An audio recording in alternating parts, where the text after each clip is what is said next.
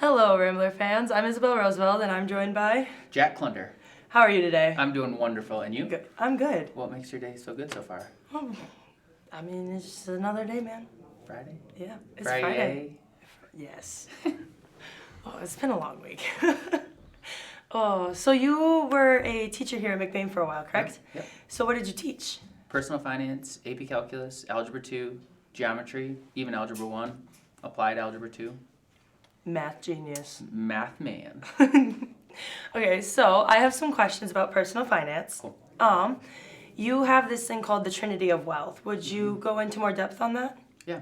I think just a long time ago, I started taking data points, and as I would talk to people, students, people in my job here, specializing in like retirement, I just ask them a bunch of questions, and because personal finance is so personal, once you got through that surface layer, they would just dump out a lot of life experiences. And so as I started to connect dots and think about things from more than just a money standpoint, I kind of landed on this trifecta trinity of wealth because I was kind of curious if I would, and I still do daily when I meet with people. Secret's going to be out, but I judge them on how rich they are. I know it's funny. It's how rich actually are they? And so I kind of use a framework that is called the Trinity of Wealth trifecta, where the first one would be, if we want to start with the money piece, it would be how cash flow content are they? So money coming in versus the money going out, what they have in their plan, how content are they with that? Sometimes you see people, they have a lot of money coming in, but they have so much money going out, they actually don't have any contentment. The world is not enough. So then you would find people where the money coming in and the money going out, they were actually perfectly content with that. They could give, they could save, and they could live. And there was a peace to their financial plan. Okay. So I classify being money rich as having cash flow contentment. Okay. Does that make sense? Does it really? Yeah. Okay, you got it. Okay, cool. So it's really simple. So it doesn't matter how much they actually have in the bank or in their savings account. That's actually not what makes them money rich. It's how content they are with their cash flow. Okay. Again, my little hypothesis. I just see those people having peace. The next one would be the relational richness. Okay. So that's, hey, let's start with maybe your spouse, then you go to your kids, your family, significant others, and then community. Like wherever you go, kind of greeted with a big smile, a hug, you get that kind of relational richness, that capital. I watch those people that are rich relationally have really cool, deep, genuine relationships no matter where they go. So that would be the second of the trifecta. Okay, but you've also seen relationally bankrupt people for brokenness. And so then you can see, that brokenness play out in people's stories, or you can see the richness of their relationships. And then the third one is more intangibles. You can't really, money can't define it, relationships can't produce it.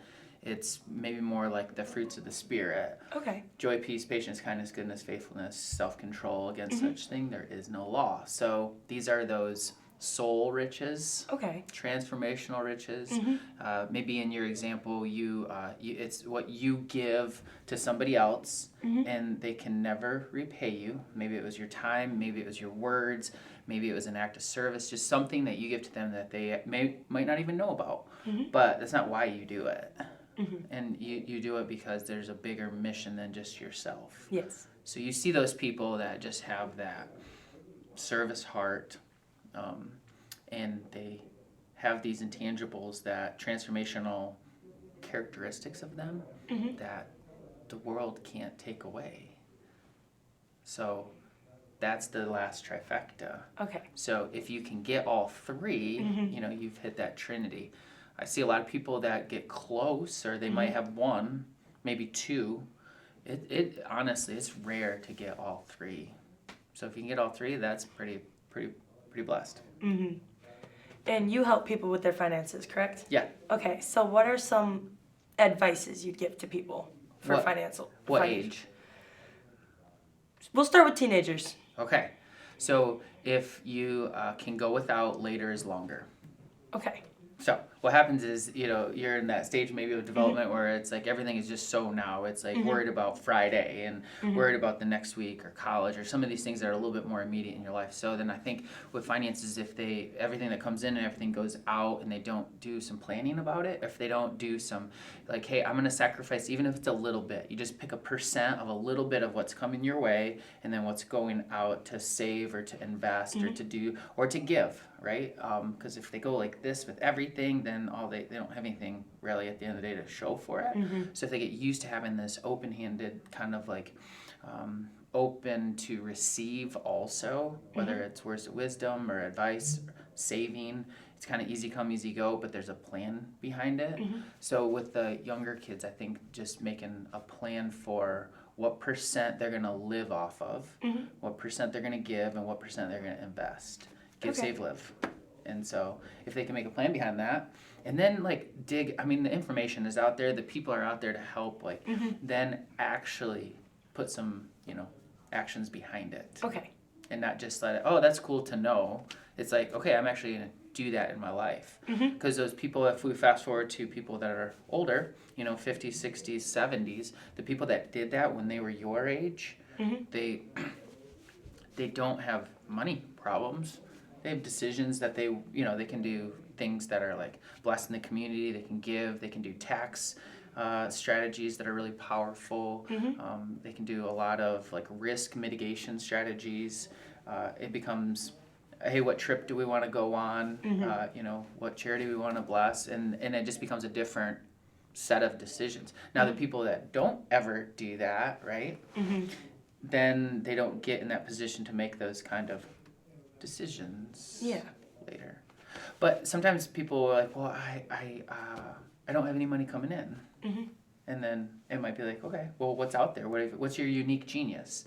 And I think if a young person can find their unique genius, what they love, what they're good at, what they want to pursue, there can be ways to monetize that. Okay. And so now it's about finding out who you are and what you what your mission's going to be. Yeah.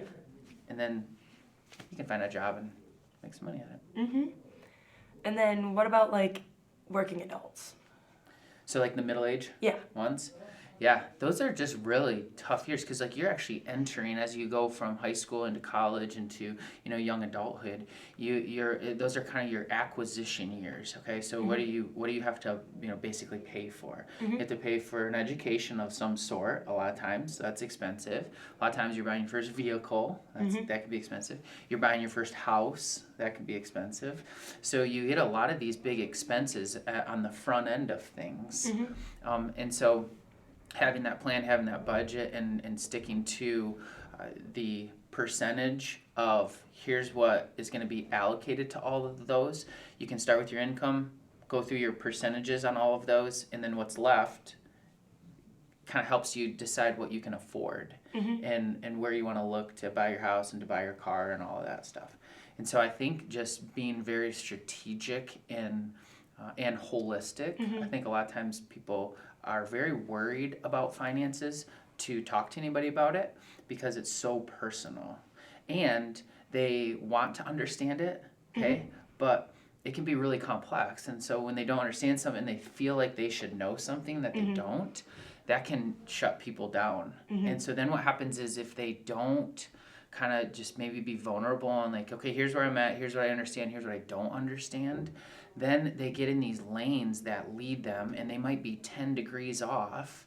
Okay, but if you're 10 degrees off for a long time, you end up in very different destinations, right? I think I heard one time, if you take off from New York and you change your heading by 10 degrees, let's say you're headed for California, but you just change your degrees by 10 degrees, your flight, you end up in Florida. Oh, wow. So, wow. I mean, it's just kind of and maybe that's true, maybe it's not. I like the analogy. I hope it's true. Like, just 10-degree difference and over a long time, you end up in two very different destinations. And so I think my middle-aged people, there's some risks, tax risk, life, if they were to pass away, if people are dependent on their income, there's healthcare stuff that they should, go through, investment, income, all of that stuff, that holistic approach, estate, they have a house, okay, they pass away, where's it going? Yeah. There's these different risks that they should get a plan behind. And once they do that, then it's just, let's roll. And, All right. and it's cool. Okay, and my last question as a student, why'd you stop teaching? Great question. Yeah, let's say I wasn't ready for that question, but I think I can just be as transparent as possible.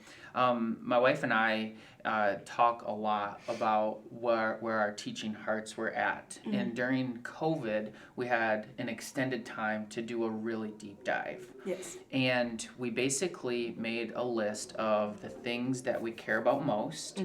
And then on this other side, we made a list of the things that were getting the most of us. And we saw school and our classrooms getting the most of us. And that was on the list of what we cared about most, but we had our relationship, we had our family, we had our mission. And what we realized is that we were always drawn to the students that were let's say, furthest away from just an easy life. And both of us, because we were so drawn to the ones furthest away, our hearts were always there, and where we were pouring in, we couldn't separate that. We couldn't show up and let it just be a easy job. It was, they need help, that's where we're going. And so when we had our deep dive in COVID and we just had some time, that played into it some, where we were just like, we're going to lose, what we really care about with, faith, family, that kind of stuff. And so what was our solution? It was kind of to make a big jump into into the unknown, but it was bathed in prayer and petition. Yes. And so there was peace in the decision. It wasn't an easy decision by any means, but there was one other piece that it was I guess, I don't know if I should even say this, but somewhat ironic. I don't know who this audience is. I hope you might want to burn this film, but I'm going to be probably way too transparent. But I would be at school, I'd be in my personal finance class, and I'd be like, hey, here, you should do this.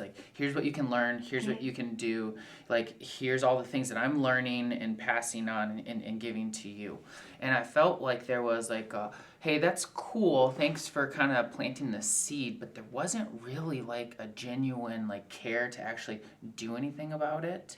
And so I'd be at school and I'd be exhausting all my energy to be like, you should do this. You should do this. I mean, I'm going to be teaching here in 20 minutes. I'm going to give you something you should do. Okay. And it wasn't that they didn't appreciate it, but there wasn't a lot of maybe as much interest as I wanted to. Yeah. And then I would leave school and I'd drive 15 minutes over to my office, and I would be talking with the 50, 60, 70-year-old version of that high school kid I just saw, and I would be teaching the exact same things. From tax planning to investment, risk, all of that stuff. And those people were like, teach me more. What? There's more, what else can I learn? And then they would go actually institute it in their lives. And so I got to the point where I was leaving kind of the place of education, where it should be, right? Wanting to learn. Yeah. Going to a place where it's not required, it's not demanded, it's an opportunity, not an obligation. And they couldn't learn enough, and I was helping them learn. And so a lot of my teaching heart just got pulled in a different direction.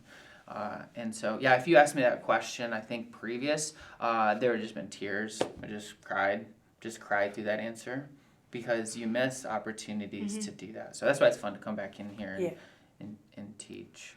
We all look forward to your Klunder Fridays. So. Well, thank you. Yes. I hope they're worth whatever I can give. So. We always learn lots. So. Well, thank you for coming in, and thank you for your answers.